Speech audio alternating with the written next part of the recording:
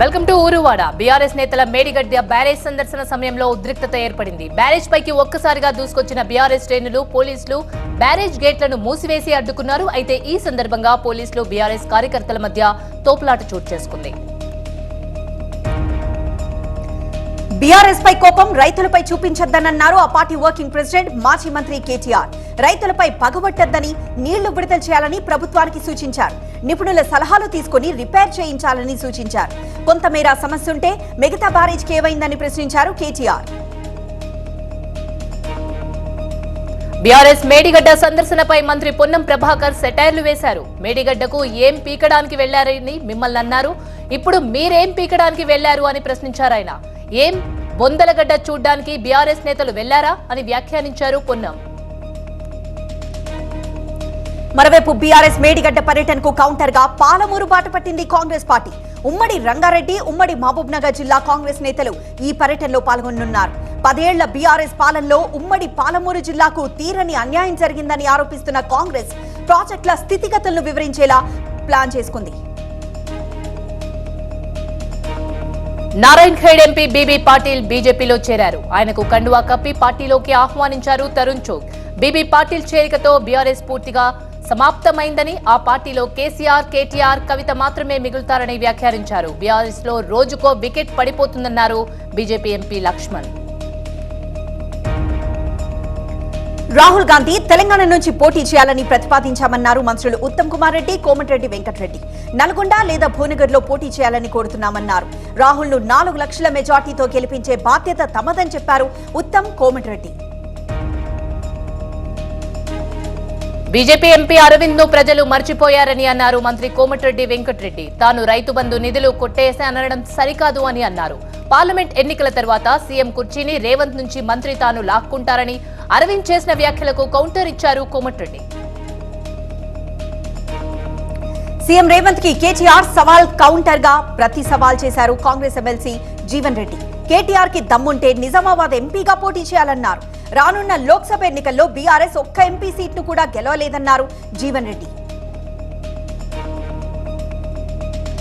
ఏపీలో BJP, TDP, Janasena పొత్తుకు బీటలు వారాయి. టీడీపీ, జనసేన పొత్తుపై తేలకుండానే ఏకపక్షంగా అభ్యర్థుల్ని ప్రకటించడంతో కాపు సీఎం నినాదంతో సొంతగా పోటీ చేయాలని నిర్ణయించుకుంది బీజేపీ.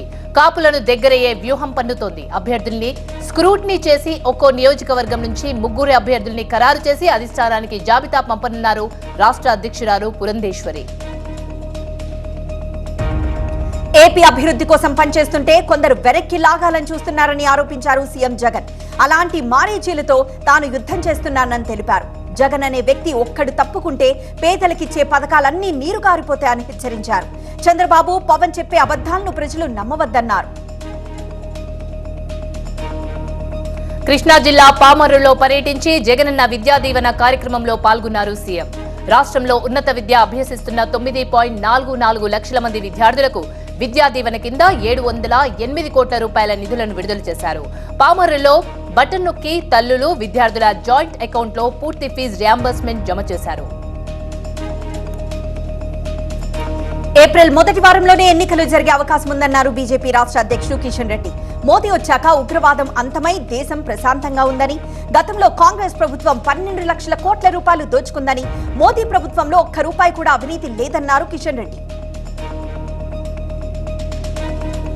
సికింద్రాబాద్ అడ్డగుట్టలో కేంద్ర మంత్రి కిషన్ రెడ్డి విజయ సంకల్ప యాత్ర రోడ్ షో నిర్వహించారు. అడ్డగుట్ట టీబీఎస్ స్కూల్ నుంచి ప్రారంభమైన విజయ సంకల్ప యాత్ర కోలాహలంగా కొనసాగింది. బీజేపీ కార్యకర్తలు, బస్తీవాసులు పెద్ద సంఖ్యలో పాల్గొన్నారు. రోడ్ షో ప్రారంభానికి ముందు దివ్యాంగులతో కిషన్ రెడ్డి ముఖాముఖి నిర్వహించారు. ప్రధాని మోదీ ప్రభుత్వం దివ్యాంగులకు అండగా ఉందని తెలిపారు. ఇండియన్ ఎయిర్ ఫోర్స్ విమానం సాంకేతిక లోపంతో గంటకు పైగా గాల్లో చక్కర్లు కొట్టింది. హైడ్రాలిక్ వీల్స్ ఓపెన్ కాకపోవడంతో సేఫ్ ల్యాండింగ్ పై ఏవియేషన్ సిబ్బంది టెన్షన్ పడ్డారు. హకీంపేట్, బేగంపేట్లో ఏది సురక్షితమో గంటకు పైగా చర్చలు జరిపారు. చివరకు బేగంపేట్లో సేఫ్ ల్యాండ్ అయిందా ఫ్లైట్. డ్రగ్స్ పార్టీతో తనకు సంబంధం లేదన్నారు డైరెక్టర్ క్రిష్. వివేకానంద ఇచ్చిన స్టేట్మెంట్ తో తనను నిందితుడిగా చేర్చారన్నారు. కావాలనే తనను ఇరికించారని, తాను డ్రగ్స్ తీసుకున్నాను అనడానికి ఎలాంటి ఆధారాలు లేవన్నారు క్రిష్. హైకోర్టులో క్రిష్ ముందస్తు బెయిల్పై తదుపరి విచారణ సోమవారానికి వాయిదా పడింది. పవన్ కు మరో లేఖ రాశారు హరిరామ జోగయ్య. మిమ్మల్ని డిప్యూటీ సీఎం చేయాలన్నా టీడీపీ పొలిట్ బ్యూరో అనుమతి కావాలని లోకేష్ అండం ఎంతవరకు కరెక్ట్ అని ప్రశ్నించారు. జనసేనకు 40 స్థానాల్లో బలమైన అభ్యర్థులుంటే 24 సీట్లే తీసుకోవడం ఏంటన్నారు హరిరామ జోగయ్య. దుర్బుద్ధితోనే టీడీపీ తక్కువ సీట్లు ఇచ్చిందని కార్యకర్తలు అనుకుంటున్నారని చెప్పారు. జనసేన సహకారం లేకుండా టీడీపీ గెలవడం అసాధ్యమన్నారు జోగయ్య. అనపర్తిలో ఎమ్మెల్యే మాజీ ఎమ్మెల్యే మధ్య మాటల యుద్ధం కాస్త ప్రమాణాల వరకు వెళ్లింది. ఎమ్మెల్యే 500 కోట్ల రూపాయల అవినీతికి పాల్పడ్డారు అనేది మాజీ ఎమ్మెల్యే నల్లిమిల్లి రామకృష్ణారెడ్డి ఆరోపణ. తన దగ్గర ఆధారాలున్నాయని చెప్పారు రామకృష్ణారెడ్డి. తన సవాల్ను నిరూపించుకునేందుకు సిద్ధమైన రామకృష్ణారెడ్డిని పోలీసులు ఆయన ఇంటి దగ్గరే అడ్డుకున్నారు. మరోవైపు ఎమ్మెల్యే సత్య సూర్యనారాయణ రెడ్డి కూడా సై అన్నారు. నడిచొస్తావో హెలికాప్టర్ ఎక్కొస్తావో వేదిక సిద్ధమంటూ ప్రకటించారు. రామకృష్ణారెడ్డి రాకపోతే ఆధారాలు నిరూపించలేకపోయినట్లే అన్నారు. టెంట్ వేసి మరీ సత్య ప్రమాణానికి సిద్ధమయ్యారు ఎమ్మెల్యే సూర్యనారాయణ రెడ్డి. దీంతో ఎమ్మెల్యే ఇంటికి బయలుదేరడంతో తీవ్ర ఉద్రిక్తత నెలకొంది. ప్రత్యేక హోదా విషయంలో పోరాడుతున్న కాంగ్రెస్ పార్టీకి తమ మద్దతు ఉంటుందన్నారు ఏపీసీఐసీ కార్యదర్శి రామకృష్ణ. హోదా అనేది ముగిసిన అధ్యాయం కాదు, కాంగ్రెస్ పార్టీ నేతృత్వంలో చిగురించబోయే ఉద్యమమన్నారు సిపిఐ నేత. ఇటు వైసీపీ అటు టీడీపీలు రెండు హోదాపై ఏం మాట్లాడడం లేదన్నారు. అనంతపురం అర్బన్ టీడీపీలో సమీకరణాలు మారిపోతున్నాయి. పెనుగొండ టీడీపీ టికెట్ సవితమ్మకు ప్రకటించడంతో అనంతపురం అర్బన్ పై కన్నేశాడు మాజీ MLA BK Parthasarathi. BK Parthasarathi ప్రయత్నాలతో అలర్ట్ అయ్యారు మాజీ ఎమ్మెల్యే ప్రభాకర్ చౌదరి. తన కుమారుడు మధుకర్ చౌదరిని తెర మీదకి తీసుకొచ్చారు ప్రభాకర్. దీంతో అనంతపురం అర్బన్ టీడీపీ రాజకీయం రసవత్తరంగా మారింది. మాజీ సీఎం కేసీఆర్ పై చర్యలు తీసుకోవాలని సీఎం రేవంత్ కు ఉన్న కాంగ్రెస్ అధిష్టానం ఒప్పుకోవడం లేదన్నారు బీజేపీ నేత కొండా విశ్వేశ్వరరెడ్డి. బీఆర్ఎస్ ను కాంగ్రెస్ అధిష్టానం కాపాడుతుందని ఆరోపించారు. చేవెళ్ల టికెట్ పై తనకు ఎవరూ హామీ ఇవ్వలేదన్నారు. టికెట్ ఇస్తే భారీ మెజారిటీతో గెలుస్తానని ధీమా వ్యక్తం చేశారు కొండా. బీజేపీలో హాట్ సీట్ గా మారింది మల్కాజ్గిరి సెగ్మెంట్. లోక్సభ టికెట్ తనకే అంటూ ఈటెల బ్రేక్ఫాస్ట్ మీటింగ్ తో సంకేతాలు ఇచ్చారు. ఈటెల తీరుపై టికెట్ ఆశిస్తున్న ఇతర నేతలు ఆగ్రహం వ్యక్తం చేస్తున్నారు. కాసేపట్లో వీరేందర్ గౌడ్, సురేష్ రెడ్డి, శ్రీశైలం గౌడ్, హరీష్ రెడ్డి భేటీ అయిపోతున్నారు. నాన్ లోకల్ ఈటెలకు టికెట్ ఇవ్వద్దంటున్నారు నేతలు. ఎవరికి వారే పోటాపోటీ ఫ్లెక్సీలతో ప్రచార హోరు సాగిస్తున్నారు. రేపు టీడీపీలో చేరనున్నారు నర్సారావుపేట ఎంపీ లావు శ్రీకృష్ణదేవరాయలు. పల్నాడు జిల్లా దాచపల్లిలో చంద్రబాబు సమక్షంలో టీడీపీలో చేరనున్నారు ఎంపీ. ఆయనతో పాటు వైసీపీ నేతలు కొంతమంది టీడీపీలో చేరుతారు. టీడీపీ తరపున నర్సారావుపేట నుంచి కృష్ణదేవరాయలు పోటీ చేస్తారని చెబుతున్నారు ఆ పార్టీ లీడర్లు. Cantonment MLA Lasya Nandita road ప్రమాదం కేసులో కీలక మలుపు చోటు చేసుకుంది. లాస్యా కారు ఢీకొన్న టిప్పర్ ను గుర్తించారు పోలీసులు. టిప్పర్ కున్న సిమెంట్ కారుకు అంటుకోవడం, ప్రమాదం తర్వాత వారు పరారీ కావడంతో అసలేం జరిగిందో తెలియని పరిస్థితి నెలకొంది. ఇప్పుడు అన్ని ఆధారాలను సేకరిస్తున్నారు పోలీసులు. ఎన్టీఆర్ జిల్లా మైలవరంలో ఎమ్మెల్యే వసంత కృష్ణ ప్రసాద్ కార్యాలయం రంగులు మారాయి.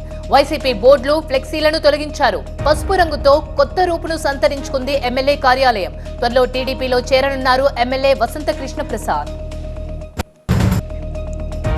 ఆర్య సమాజం నల్గొండ విభాగం 100 సంవత్సరాలు పూర్తి చేసుకోవడంతో పాటు మహర్షి దయానంద సరస్వతి ద్విశత జన్మ జయంతి ఉత్సవాలు ఘనంగా నిర్వహిస్తున్నారు. రేపు నల్గొండలో నిర్వహిస్తున్న ఈ వేడుకలకు స్వామి రామ్దేవ్ బాబా ముఖ్య అతిథిగా వస్తున్నారు. ఈ కార్యక్రమానికి అందరూ రావాలని రామ్దేవ్ బాబా పిలుపునిచ్చారు. ఉత్తరప్రదేశ్ లో తెలంగాణ డ్రగ్ కంట్రోల్ దాడులు చేపట్టారు. ఆపరేషన్ జై పేరుతో క్వార్టాలోని డ్రగ్ తయారీ కేంద్రంలో సోదాలు నిర్వహించి 2ని అరెస్ట్ చేశారు. తెలంగాణతో పాటు పలు రాష్ట్రాలకు ఇక్కడి నుంచే డ్రగ్స్ సరఫరా అవుతున్నట్లు గుర్తించారు. గత నెల 27న హైదరాబాద్ మలక్పేటలో నిర్వహించిన దాడుల్లో లభించిన ఆధారాలతో యూపీ వెళ్లారు అధికారులు. ఉప్పల్ జెర్సీ సమీపంలోని గోనా క్రీమ్ లైన్స్ పై ఎస్ఓటీ దాడులు నిర్వహించింది. హానికరమైన సింథటిక్ కలర్స్, అపరిశుభ్ర పదార్థాలతో ఐస్ క్రీం తయారు చేస్తున్నట్లు గుర్తించారు. ఈ దాడుల్లో గోన శ్రీనివాసరావు, భానుమూర్తిని అరెస్ట్ చేశారు. అత్తాపూర్లో ఉన్న ఎస్వీఎం గ్రాండ్ హోటల్లో జీహెచ్ఎంసీ కమిషనర్, ఫుడ్ సేఫ్టీ అధికారులు చేపట్టిన తనిఖీల్లో కుళ్లిన చికెన్ ఆహార పదార్థాలు గుర్తించారు. హోటల్ సీజ్ చేసి కేసు నమోదు చేశారు. 3 రోజుల నుంచి ఫ్రిడ్జ్ లో ఉంచిన చికెన్, తందూరి, పలు ఆహార పదార్థాలను గుర్తించారు. అవి కుళ్లిపోయి ఉండడంతో ఆగ్రహం వ్యక్తం చేశారు. ప్రజల ఆరోగ్యంతో చెలగాటమాడితే ఊరుకోబోమన్నారు అధికారులు. హోటల్పై చర్యలకు సిద్ధమయ్యారు. ఖమ్మం మిర్చి మార్కెట్లో రైతులు ఆందోళన చేశారు. ఈ రోజు జెండాతో పాటు 20,800 కాగా ఇద్దరే వ్యాపారులు వచ్చి కావాలనే తమకు రేటుకు కొనుగోలు చేస్తున్నారని, తక్కువ రేటుకు కొనుగోలు చేస్తున్నారని రైతులు ఆందోళనకు దిగారు. ఈ సందర్భంగా కొనుగోలుదారులు రైతుల మధ్య వాగ్వాదం జరిగింది.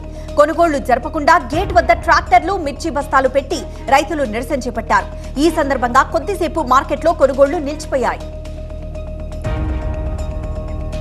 భద్రాచలం రామయ్య సన్నిధిలో సత్రాల నిర్మాణం కోసం దాతలు 3 ఏళ్లుగా ఇచ్చిన 18 లక్షల నిధులు పక్కదారి పట్టడం హాట్ టాపిక్ గా మారింది.